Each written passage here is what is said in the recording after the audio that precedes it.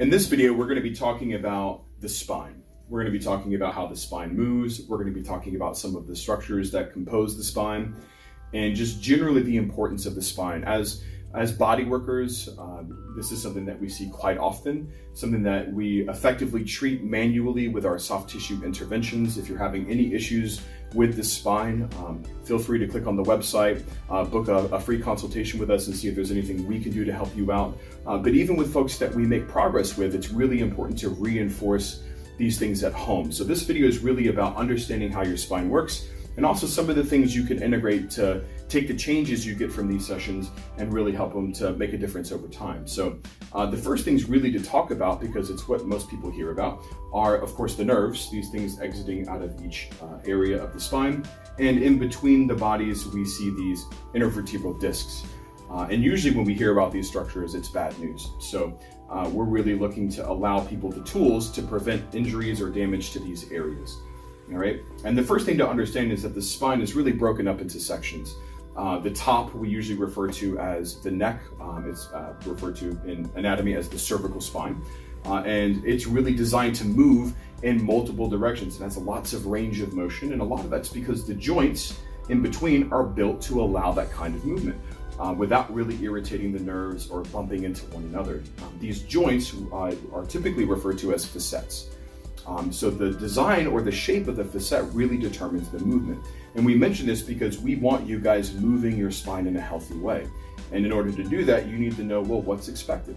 So if we go to the mid-back, which is really the focus of our video today, what we call the thoracic spine, you'll see that the facets are stacked like this, one on top of the other in a horizontal direction.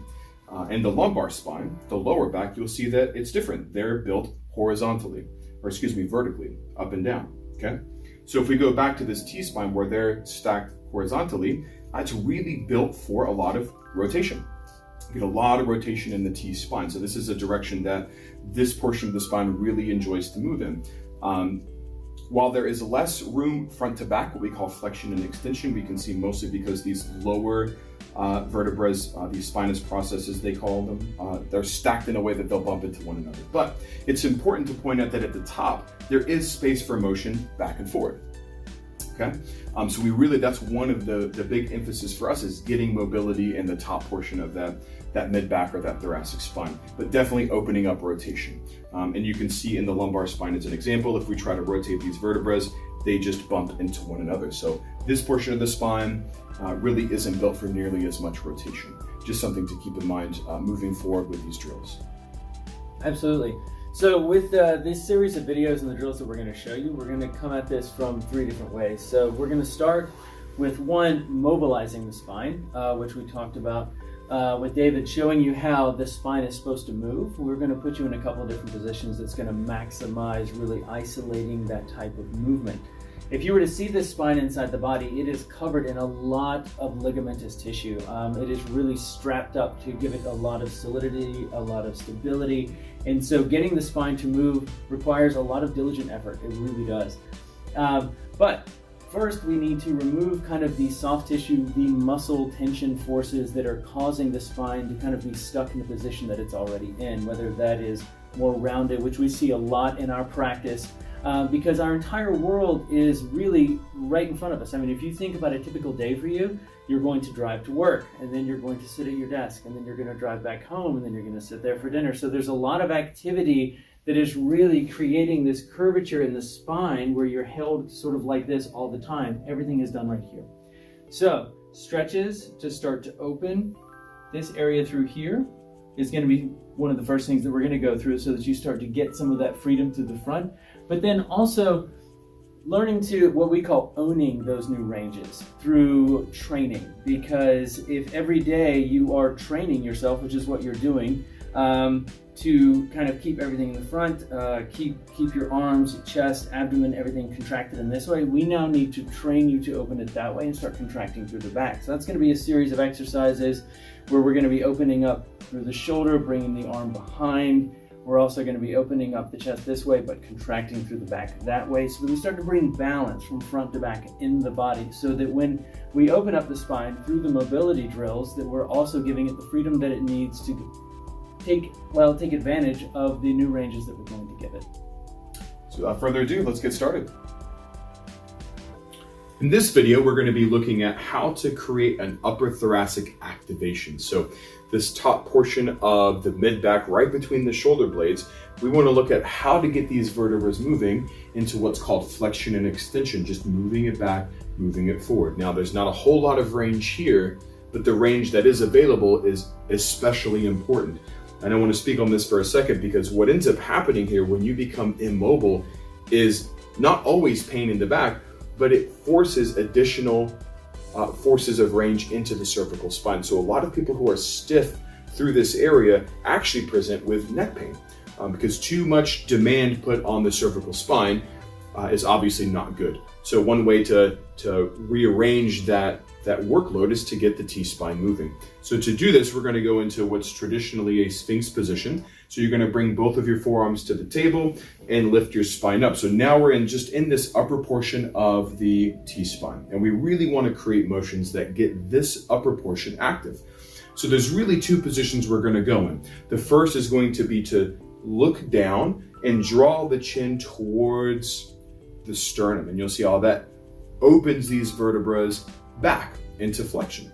So it's almost like you're driving your chin through your sternum and your body will do the work. There's some activation into the elbows through the table and maybe also through the palms. Now from here, we're going to relax out of that. We're going to begin to look up, try to keep this neck space as extended as possible and drive our chin now into the neck itself. So it should drive those vertebrae now forward, right? And once you get to the end range of that, just give a little push into that end range, what we call the barrier, and hold.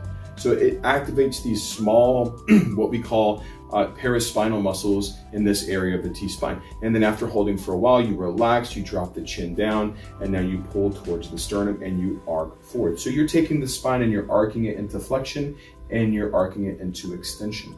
And in each phase, you just hold in what we call an isometric load. So you're just holding for a little bit, breathing throughout. You want to make sure that breathing is deep and even. You don't want to stress or make this a stressful experience. You want to continue to breathe and let it be a nice, fluid, eventually easy drill just to wake up this area of the spine.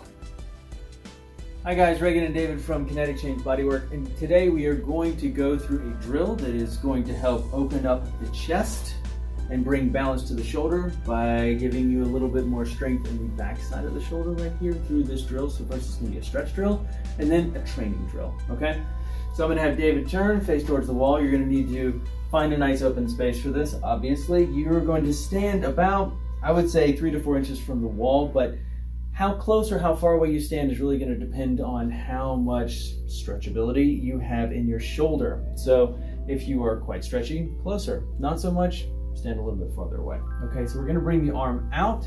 We are going to turn the palm up. One of the things we're focusing on is not just the chest, but all the way down the arm and opening up the rotation of the arm itself, because we spend a lot of our time with the hand face down, which is what we call the prone position. We want to start training into the supination position just to bring more balance to what we're doing every day, okay? So I'm gonna have David turn his arm up, which he has already done. He's going to bring it to the wall, and now he's gonna start driving this portion of the shoulder towards the wall. Now, as you'll see, he's bracing himself a little bit against the wall over here with his hand, which I definitely encourage so that you can help to sort of push yourself into this rotation this way, opening up through there. We're trying to open up primarily through pec major, which is the muscle right here in the front part of the body. He's pushing into that end of the wall right there, and he is going to his end range. Now, his end range is where he can comfortably stretch. You do not want to go too far with this. If you are getting any pinching in the back of the shoulder, if you're getting any pain in the front of the shoulder, then we would recommend that you back off a little bit, that you've gone a little bit too far, okay? So that's gonna help stretch this open. You can hold that for a few seconds until you start to feel a change, feel a relaxation in that. Then you can come out of that, give it just a moment right there, and then go back into that stretch. I would say possibly 3 times for that drill, if stretching is what you want to just primarily do. Now, our recommendation is that you then do a little bit of training so that you bring better balance to the shoulder. As he is in this position, he is comfortably relaxed into his end range. Now he can start pushing into the wall. I'm gonna have him actually turn his palm towards the wall for this portion of it.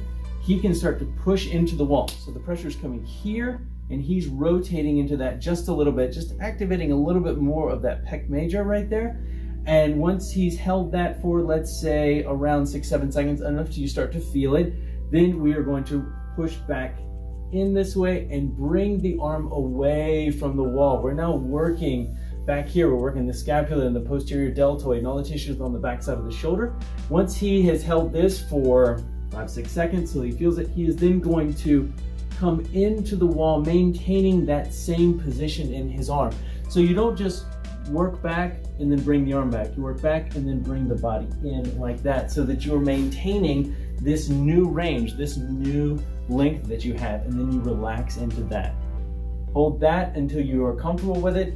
Repeat the same process again 3 or 4 times. I would recommend definitely doing that. For this video, we also want to talk a little bit about the effect that shoulder tension has on the spine. So while Dave is going through a couple of these, but he is done now, we are going to talk about the effect that having rounded shoulders has on the thoracic spine up through here, and actually on the cervical spine, but particularly as we're going to talk about today. Most people, especially in our modern population, are rounded through their shoulders right here, and what that does is that causes a collapsing in through the chest. You know, we spend a lot of time seated, and so the tension through the front is actually contributing a lot to the curvature of the spine, pulling that in, keeping that held in that place. So by opening these shoulders up this way, you can see already how his spine changes. That gives you the opportunity to start finding that space, that length through the spine, which creates much more mobility through the spine, much better, healthier tissues through the spine, and much better balance through the body. Spinal waves are just designed to get you into your spine more than anything else and feeling what they call segmental motions. You want to feel that each part of your vertebra is working independently. And I don't mean top, middle, and bottom. I mean, even in between those sections, you feel independent motion. So this is going to look different for everybody. The reason we go through these particular steps is it maximizes the opportunity for segmental motion. To do this, you're going to stand just a little bit apart from the wall, maybe about 3 inches. And you're just going to tap certain parts of your body against the wall. And you want to tap them independent from anything else. You almost want to softly stiffen the rest of your spine. We're going to start first with nose. You're going to reach out and you're going to tap your nose. From here, you're going to lift up and tap your chin. From there, you're going to reach with your chest and tap your chest. Then you're going to move to belly. Then you're going to move to pelvis. And then you're going to wrap back down. Nose, chin, chest, belly, pelvis. Nose, chin, chest, belly, pelvis. Nose, chin, chest, belly, pelvis. Over and over, just to feel the wave of your spine against the wall. And when you get comfortable, you can step back and you can just roll your spine forward and back. And this is just giving you segmental motion throughout the spine.